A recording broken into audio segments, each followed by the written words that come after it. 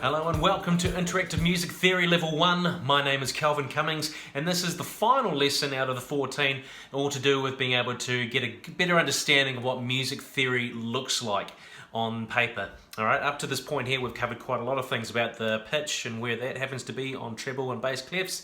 And we've looked about the length of notes, we've looked about a whole pile of Italian terms to do with tempo, and dynamics in regards to how loud or how soft things go, and plus a whole pile of other rules, scales, intervals, the works. So by the end of this lesson here, and by watching all of the other ones there, you should have a pretty good understanding of what music theory is really all about, at least to the end of level 1.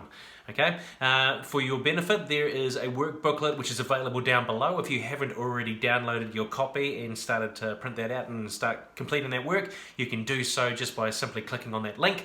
There is also a link towards some extension puzzle work to be able to reinforce some of that knowledge. The notes from this session here will be available down there for PDF download, as well as other links that I think are going to be really useful for you. So things like Star Wars to be able to recognize notes, the virtual piano which I'll be using during this lesson, plus many more. Okay, let's get underway. So for this final lesson in regards to level 1 theory, we're going to be having a look at triads, particularly focused around the tonic triad, so we can get an understanding of how that works. We're going to learn about arpeggios and what the deal with them is.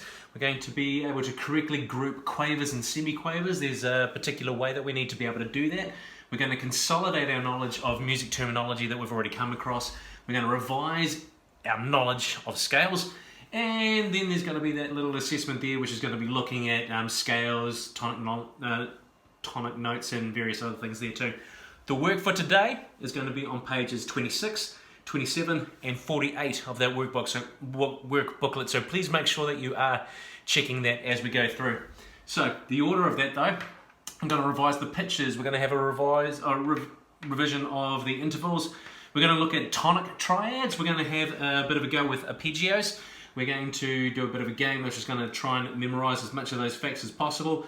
We're going to do a little bit of a listing task there in regards to triads. We're going to group quavers and semiquavers together in the appropriate way. We're going to do the extension puzzle there.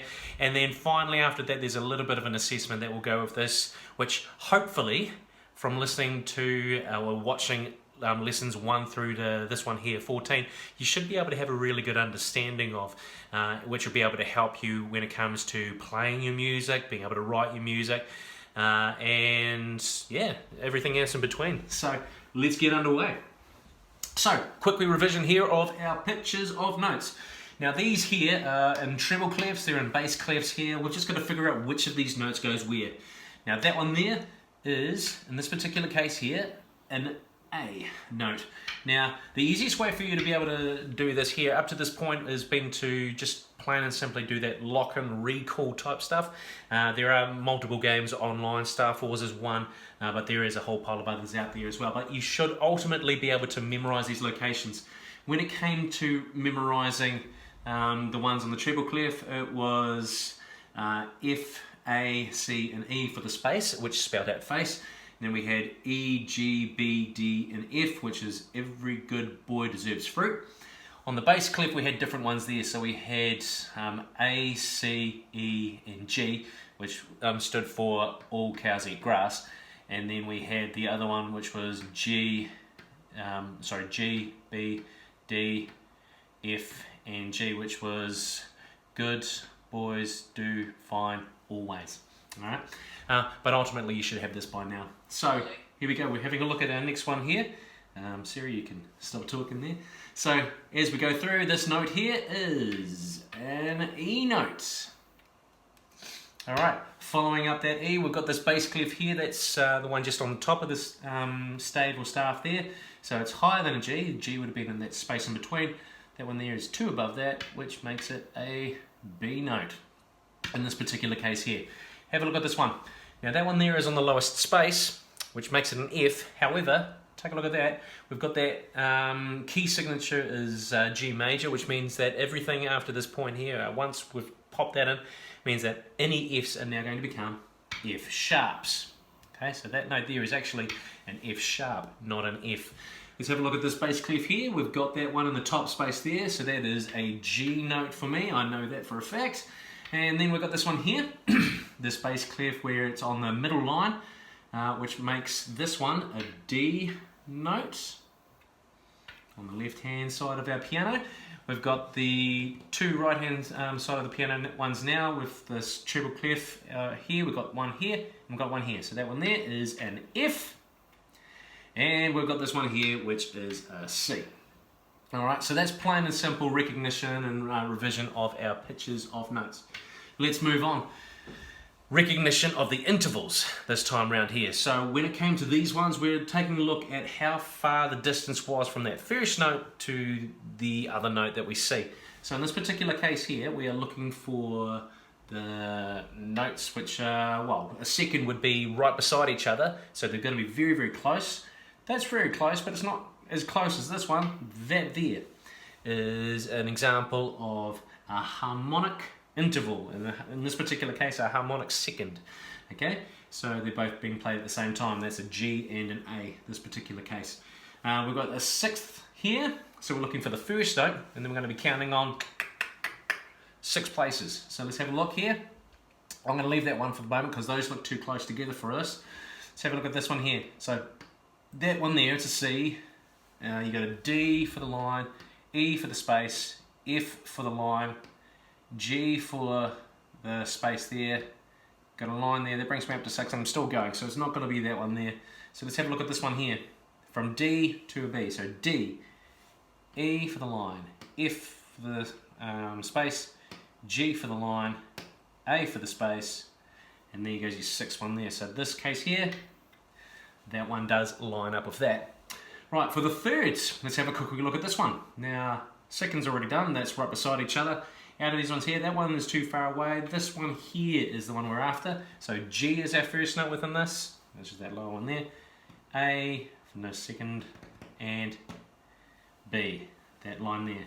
Which by process of elimination means that this one here happens to be our 4 octave. And I already know that for a fact because I know that that's a C, and that one above there on that ledger line, that's a middle C. So that's from C to C, that's a 4 octave of notes. That one there is complete. Alright, so now that we've been able to memorize that information, here on page 26, we should be able to use that knowledge to be able to support our idea of tonic triads. Now, more than 2 notes sounding simultaneously creates a chord. Okay, so it could be 2 notes, could be 3 notes, could be 4 notes, it could be quite a lot of notes all buddied up together.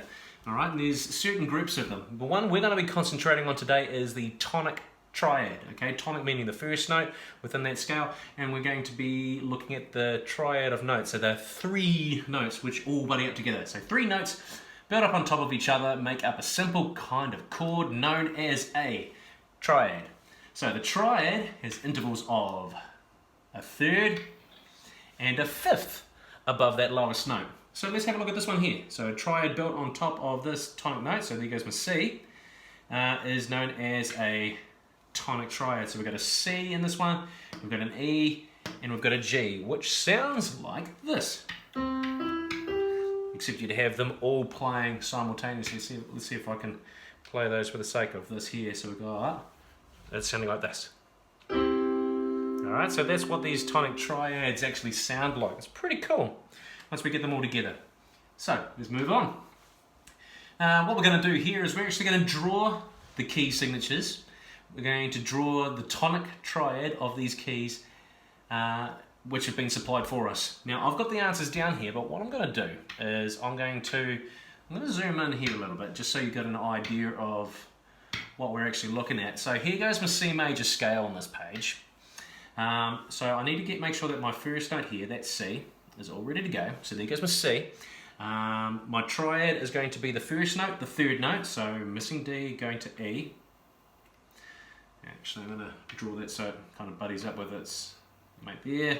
And I need to put my 5th note in there, which is going to be at G there. So there's my C, E, and G. Because I'm adding the key signature in this one here, I've already done that, believe it or not. C major scale has no sharps or flats. So in this particular case here, this, which had let's make sure I get these right again. The C, an E, and a G, all being played at the same time. Da-da-da! Okay, so let's move on. Now, with this next one, we need to, with this F major, make sure that we've got the key signature accurate. So let's, with this one here, we need to have that B flat in place. And the lowest note within this F here is, or F major scale, is going to be my F note here. Okay, so I'm going to make sure that I've got that played. So here's my F note, 1. I need to go the third on above that, so here's my F, G, A. So harmonic being that it's being played at the same time. And then another 2 notes up there. I'm looking for my 5th note now. So F, G, A, and A, B, C, which gives us this one here. Now if we have all 3 of those notes being played at the same time, that means that we have got an F note which will sound like this. We've got an A note which will sound like this. And we've got a C note which will sound like this. Altogether, that is a F tonic triad. So that there, and you'll notice that that chord there is a major chord. It just really complements, like each of those notes complement each other. Now with that G major scale, make sure we've got this all zoomed in again since we're getting used to this on page 26. That G major scale has got a sharp. It's got 1 sharp, so we're going to have to make sure that that's in place. That there is on that F line. Okay, so whenever you're doing a G major scale, make sure that it is in the right location. We're going to start off with putting our first note in place. So here goes my G note here, ready to go. I need the 3rd note. So here's my G, A, B is my 3rd note within the scale, and here is my 5th note of the scale, which is that D. Now you'll notice that they are sitting quite comfortably. If it's on the space, it happens to be on the space above it and the space above that. If it's on the line, it's on the line above that, it's on the line above that. In this particular case, what we're looking for is a G, a B, and a D. That there creates that G major chord that we're after in this particular instance. Okay? Almost there. Let's go one last one here. This is going to be my D major scale this time around here. Let's go real big this time. There we go. So, how many sharps and flats do we need? We need 2 sharps. One is an F sharp, because that's always going to be the first one we're going to pop in. And the second one is C. C sharp. I'll actually fix that up and make it a little bit tidier. Okay, so first note within that D major scale, want to hazard a guess, it's the tonic note, is D. So here we go, D. Because it's on the space there, I'm going to the space above it, which is my F sharp this time around. And then I'm going to the space above that, which is going to be an A. So here's my first note, my 3rd note, my 5th note.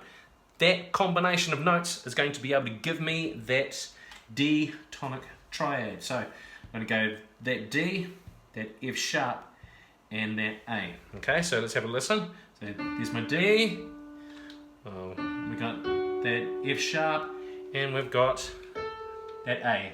Alright, and there goes your D major chord, also known as a D tonic triad, okay, in this particular instance. Okay, so hopefully that all makes sense there on page 26. Effectively, we're just buddying all of these up so that we're able to get a really clear instance of exactly where these notes happen to be. So, there are all these notes working together in tandem. So, let's see if we can find the tonic triad on top of this particular note here. So, there is within this a tonic triad which is being played. So, what you will find is that we need to have a look. So, draw the tonic triad on top of the tonic note at the end of this melody. So, we're looking for that last note. We're going to be playing a tonic triad on that final part here. So we're going to have da da da da da da da da da da da da da da da da da. And then we're going to finish off with a lovely chord, which this time around, it's in C. We've got our first note there ready to go. So let's finish this up. So C. Actually, I'm going to move that a bit more here. E, G. So on the line, the line above that. First note, third note, fifth note. In this case here, C, E, G. Alright, which sounds like, whoops, da, da. So it sounds like, oh whoops, sounds like that. A perfect way to be able to finish this particular melody. Okay, so let's just make sure that we've got that all in place, like so. Okay, you don't need to have the extra stuff there. The notes themselves were the only thing that you were really required to have there on page 26. Moving on. So, tonic triads. Chords can be named with a simple letter above it. In this particular case here, that's a C chord, the C note, third of that, fifth of that. Okay? Or it could be done with a Roman numeral with an I.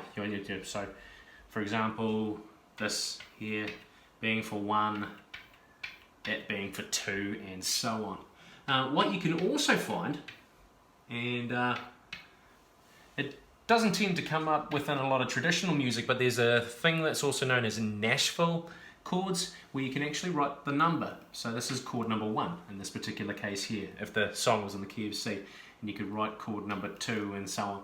Okay, but for the sake of this, we're looking at the letter chord or the Roman numeral chord for the sake of these music theory tasks. Okay, so on page 26, let's have a look and see if we can name these chords. So the chord happens to be in the key of D, starts off on D, so there's my triad there. So this chord here is a D.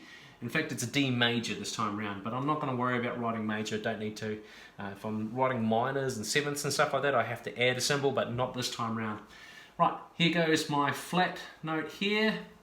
This one here is an F on that bottom note there. Because it's got one flat, the key is actually F. So in this particular case here, there is my chord. The chord is an F major chord. We've got this one here, that's a bass clef. The lowest note there is a C, followed by that triad above it, so C, E, and G, which is a C chord. And then we've got this chord here, which is being played in my left hand at the moment. I can see that because of my bass clef. It's got a sharp on it, which means that it must be in G major. We've got a G, a B, and a D. Those three notes make up a G major chord. Okay, all on page 26 there.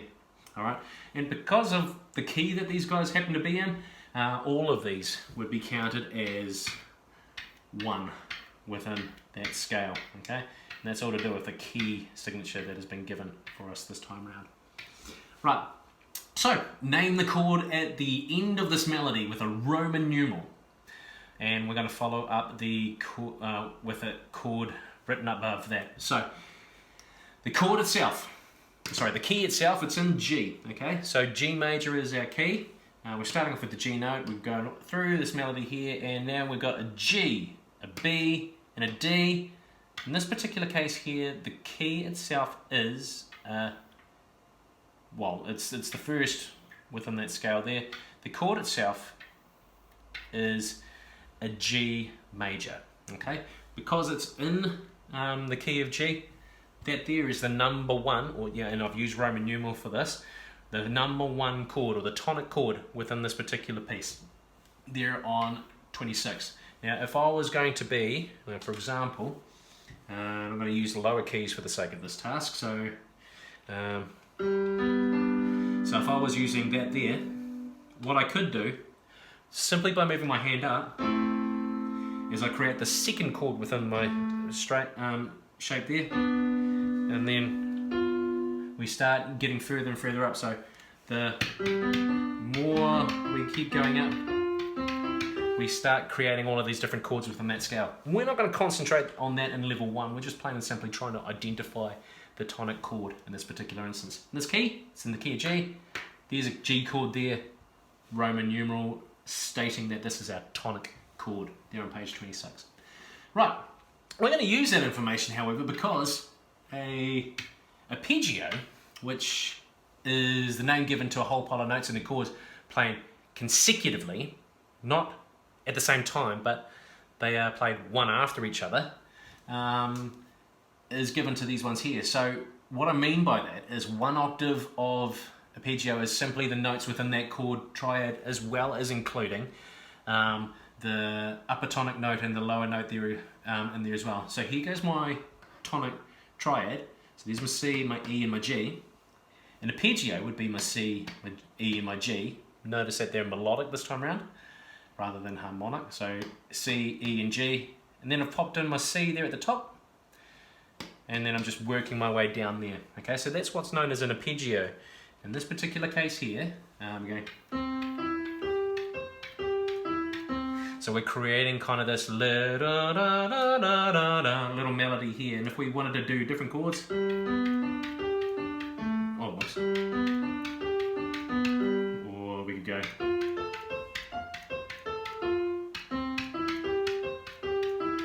So it does your triad plus the tonic note. One at the bottom and one at the top. Okay, so for those people who aren't 100% familiar with it, here goes the triad of the notes, here goes the arpeggio, and do note that we've got that upper tonic here. Okay, so let's see what we can do with this one here. I'm going to zoom this one in. So with this G major chord, I'm going to make sure that, I'm going to pop in the key there just to be able to show that it is in the key of G. We've got a G, a B, and a D. All right, so we know that that's our G tonic chord. G, B, D. Okay, nice and simple. Now, what we need to do to be able to enhance that a little bit, and I'm going to zoom that in a little bit over here for the sake of this task. Right, there we go. Is with this, we've got our G major scale there, and we've got the G, B, D, and then we're up to that upper tonic this time around. So G, B, D, G, B, D, B, G, da da da da da da da. Okay. So by us being able to do that, we've been able to create not only the tonic, but we've also been able to create the arpeggio of this as well.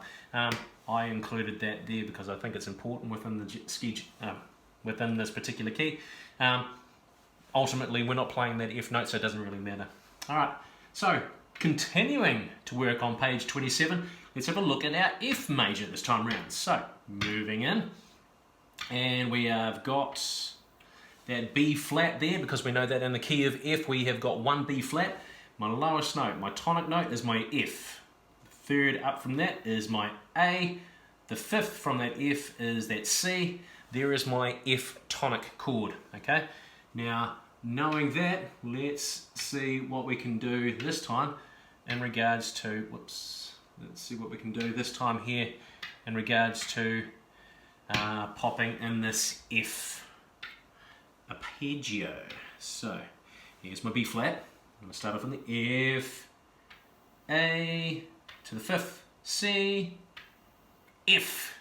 That's a high F, that's the full octave between those two there. We're going back to that fifth, there's my C, there is my A, that third, and we're back to our original tonic note there of that F. All ready to go. And we can confirm that by having a look at our answers here, and by having a look at our answers here.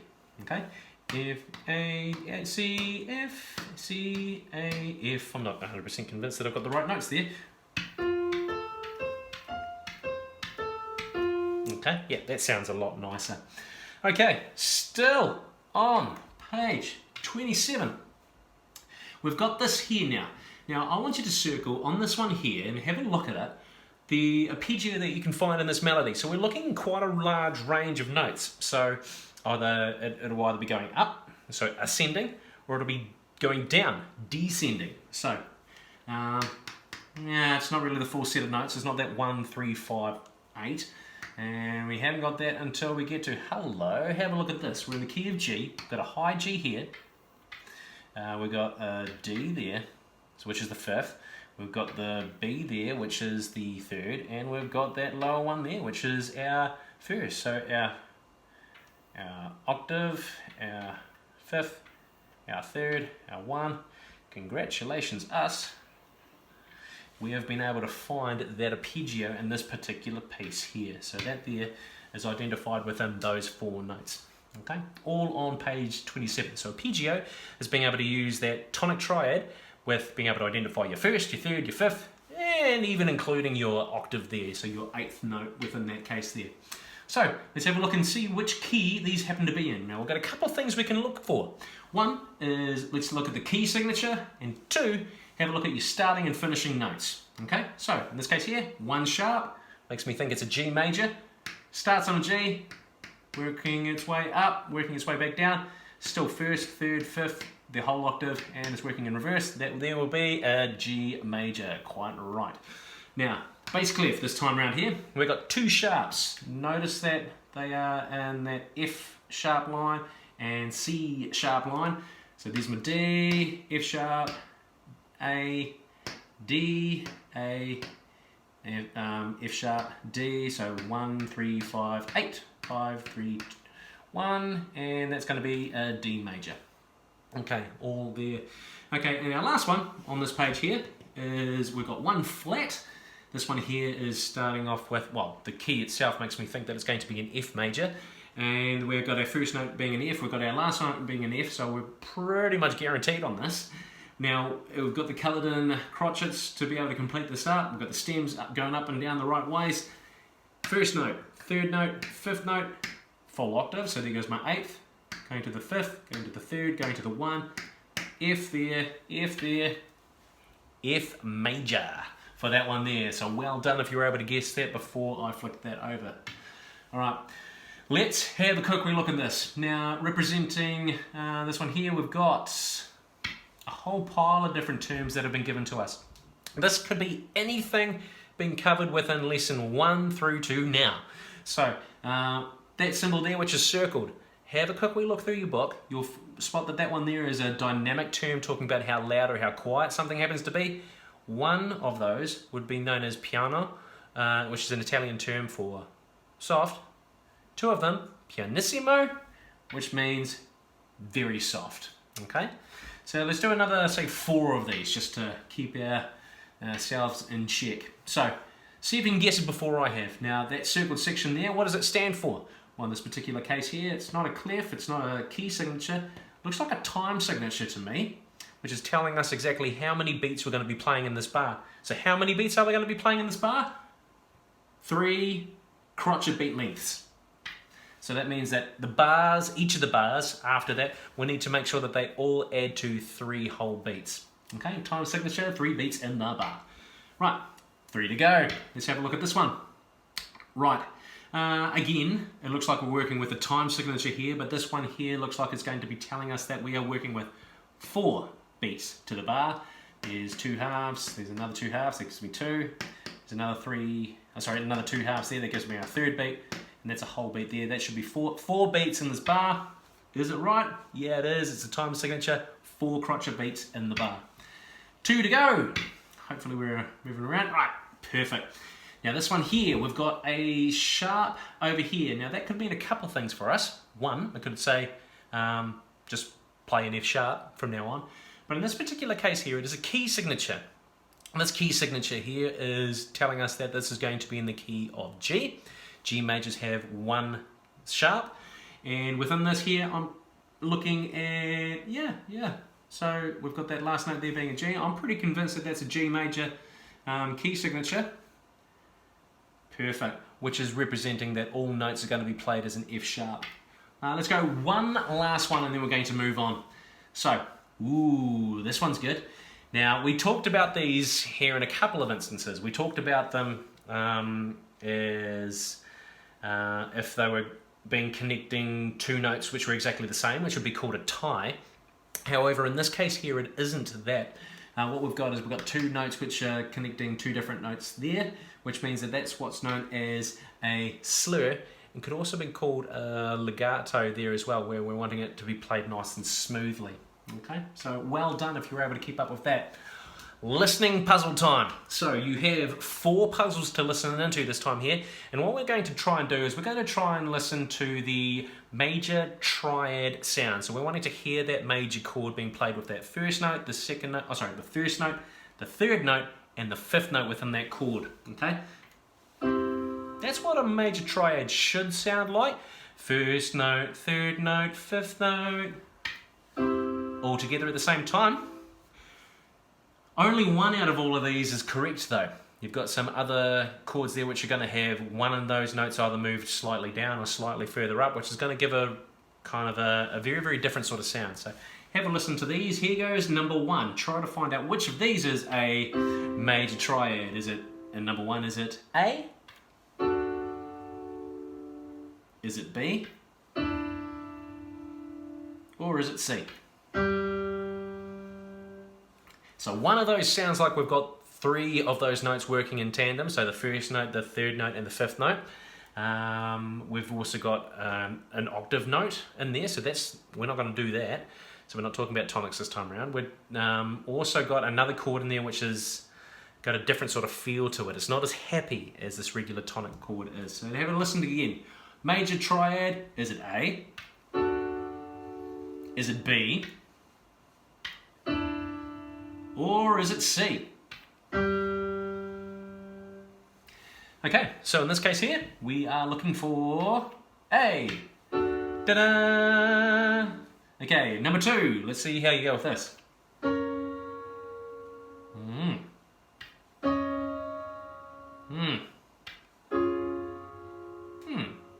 Okay, one of those is definitely a nice sounding major chord or a tonic chord in this case here. Let's have a listen and see which one it is.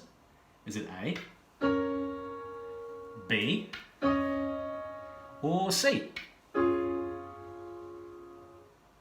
Now, I got my hunch. If you chose C, you're well and truly on the right track, okay? Let's go to number three this time round. Is the major triad being played with A, B, or C? Okay, I'll give you one more play of that. I've got my hunch, but let's see if you've got the same one as well. So, is it A? Is it B? Or is it C? In this case here, if you chose this one, B, you'd be correct. Okay, that one there. Nice wrapped up note there, and yeah, you can't quite see it on my thing there, but it's definitely within the notes. Number four, let's have a look at that one. Ooh. And C. So let's have a look one more time here for number four. Is it A? Is it B? Or is it C? Congratulations if you did your answer as C. You'd be correct in this particular case here. That there is your major chord there. That is your major chord there. That's your major chord there. And that's your major chord there. So being able to get that first, third, and fifth note within those chords. Right, now we're moving on to, for the end of these lessons here, we're moving on to page 48. Now, when we're putting quavers and semiquavers and things together, it's really important that, much like with putting the stems up the right way or down the right way, that we group them in the correct way as well. Now, with semiquavers, I'm going to read this out. So semiquavers, quavers and semiquavers may be beamed in groups of 2, 3, 4 or more, and are always grouped in order to show where the beats occur in the bar. So this is the key part here. Now, that means in this particular case here, there's beat 1, here is the half beat for that second beat, and that second beat should finish around about there, okay? What they've done here is they've actually overcooked it and they've gone into that next range of notes. So this one here is wrong, but which one is correct? You got that, so it's the same thing. So it's a 1 beat here, here goes your half beat, here goes your quarter beat, you got 2 of those. So they're all buddied up with each other. I can tell those are 2 quarters because they've got 2 beams on those, so they show me they're semiquavers. And then these semiquavers here, you got a quarter beat, you got a half beat here, and you got that full beat there. So this one here is correct, as opposed to this one here, because that midpoint there, for that whole second beat, there's your beat, and there's your beat there. So those there, I mean, that one's looking good. That one's looking good. It's just the stuff in the middle that isn't looking great. Okay, so in 4/4, quavers should be grouped in 4s over beat 1 and 2 and 3 and 4, but not over. Okay, so same thing applies. So here goes, beat 1, beat 2 is starting here. Notice how we've kind of overcooked it. So yeah, you can't be doing it over those ones there.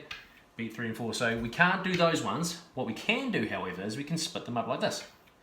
Ba, ba, and ba. Alright? So in this particular case here, in fact I'm just going to erase it outright. Boom.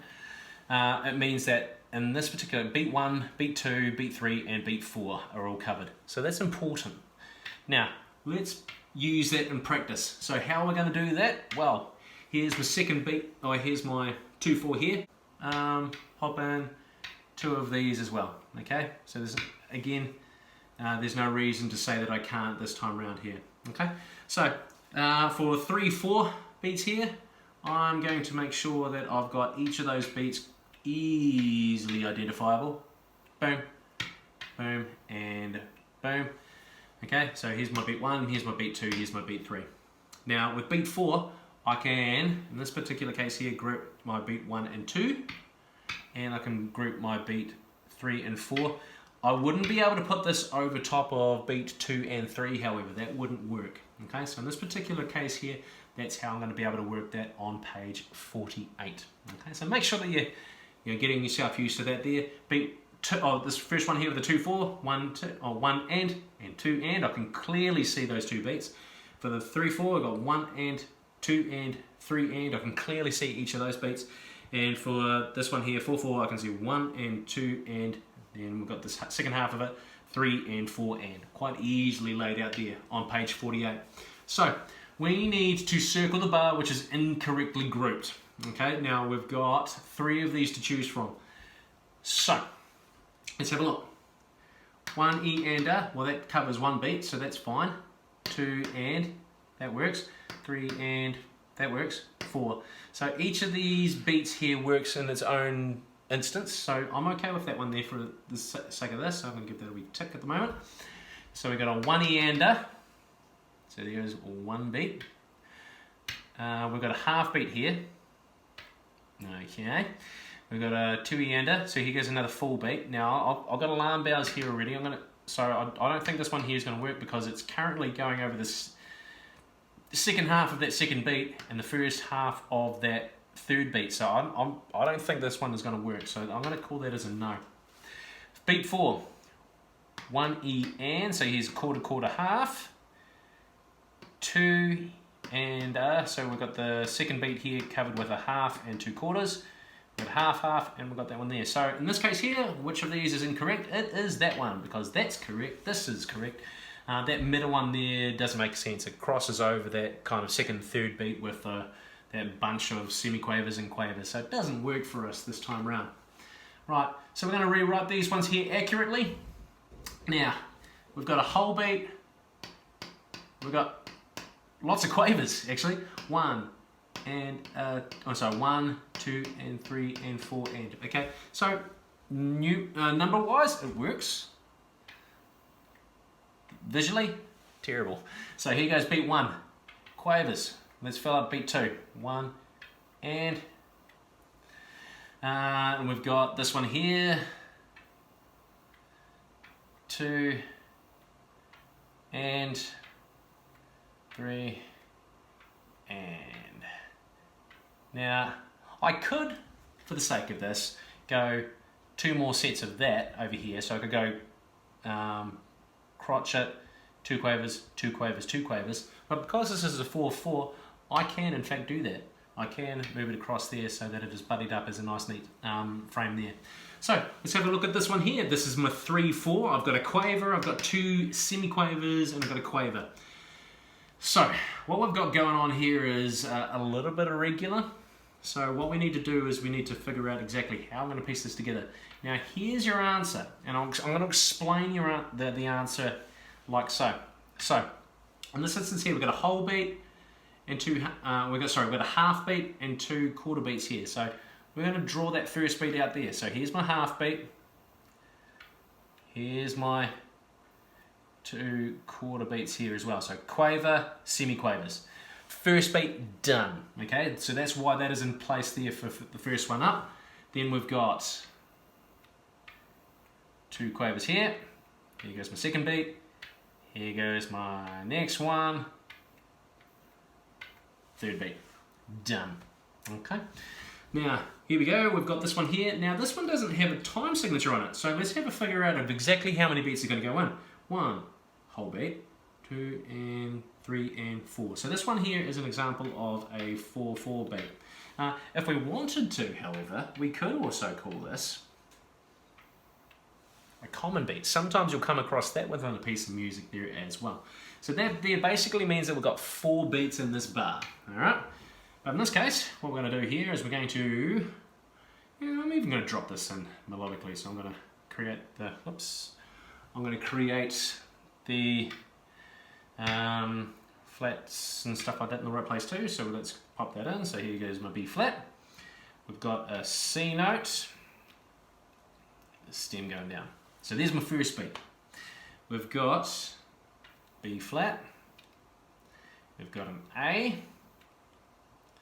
In this particular case here, because it's going downwards, well, I'm going to pop it here, like so. Notice how within this here, I have created it in such a way that I'm splitting these. The reason for that, because there's beat 1, there's beat 2, there's beat 3. I'm splitting those 2 middle parts apart. And I'm going to finish off with this crotchet here, which is on that G note, stem going up on the right hand side. That there, it's clearly been able to give me that there as well. We've got the double bar line there to be able to finish this piece. Okay, so there we have our B flat melody, or sorry, our F major melody there. So C, B flat, or B flat A, G. Kind of an irregular note to finish on, but that's okay. We'll let them away with that. So let's have a look at the errors that are within this piece of music here. Now, there could be one, there could be many, so let's figure out exactly what's going on. So, from the start, is the clef the first thing that we put in? Yes, it is. Is the time signature the second thing we put in? No, it is not.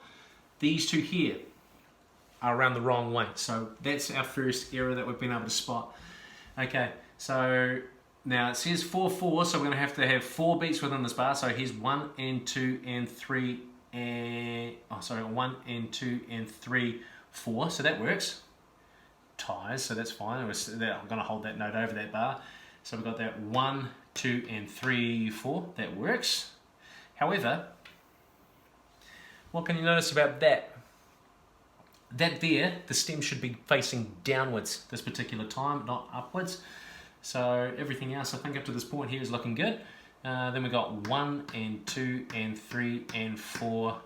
Now the issue here is to do with that. You should be looking at separating those two there, and then obviously we're just missing the double bar line there at the end. Okay, so let's confirm that against my notes here. So we have that there is incorrect. Oh, actually, that's a good point. I did miss this one here. So these ones, because we're working on 4/4, they should actually be grouped as a group of 4 notes. We identified that there, so the stems are in the wrong direction. The quavers here are all buddied up, all weird like. So that there should be a group of 4 here, and then a group of 2 here. And then we're missing that double bar lines there at the other side. So let's move on to grouping these properly. So we've got the clef, we've got the time signature, we've got the, oh, that's right, it's not correctly done. So what I'm needing you to do this time here is to be able to write this out accurately. Now I'm going to show you the correct answers to this, but I'm going to give you an opportunity here to pause so that when you're drawing your ones in and stuff, you're not just plain and simply copying mine. Okay, so here goes the correct answers. So the treble clef there, we've got the key signature coming next, so C, K and D. Time signature, we've got all of those notes there in melodic form, carrying it on. That there actually should have the tie over there because it's connecting those 2 notes there. We've got these notes in place, we've got the minim there, we'll group those set of 4. that halfway point, we've got those two quavers there, we've got that note, and we've got that note there to finish the entire piece off. Alright, with the double bar line there. All of that there is on page 48. You should have a copy of that all ready to go. Remember that if you can't quite read this from the video, you can click for the PDF of these notes here down in the description below. So you've done it. We've been able to reach the extension puzzle for this one here. All you got to do here is be able to identify what letter happens to go with this, and note that I haven't given you the symbols this time. I've actually given you the proper definitions of the terms. So with these accents, you're looking for that little kind of sign there. So there goes one, there goes one, there goes one. So like whenever you're finding those, you've got that A for those ones there. Minim rests, we've got signo signs, we've got semiquavers, we've got crescendos, we've got the works. Okay, so have a look at those symbols there. All of your notes from lesson 1 through to this one here, 14, have got all of this information in them. So make sure that you're using that to help decode your puzzle. Good luck. But wait, there's more. Congratulations, you've finished the course. Almost. I've got one more assessment for you to do, which is in the description right down below, which is going to be able to test you on some of the things that we've covered through this course. We've taken a look at pitch, we've taken a look at rhythm, the length of notes, we've had a look at tempo, dynamics, how loud or soft music is, time signatures, key signatures, the clefs, scales, everything, like which you'll be able to need for level 1 music theory.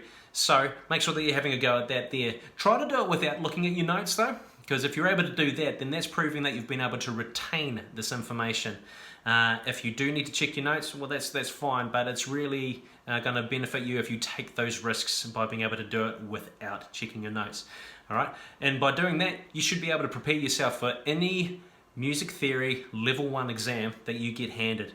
My name is Kelvin Cummings. You've been watching lesson 14 of interactive music theory. Thank you very much. I look forward to catching up with you again in the future. Goodbye.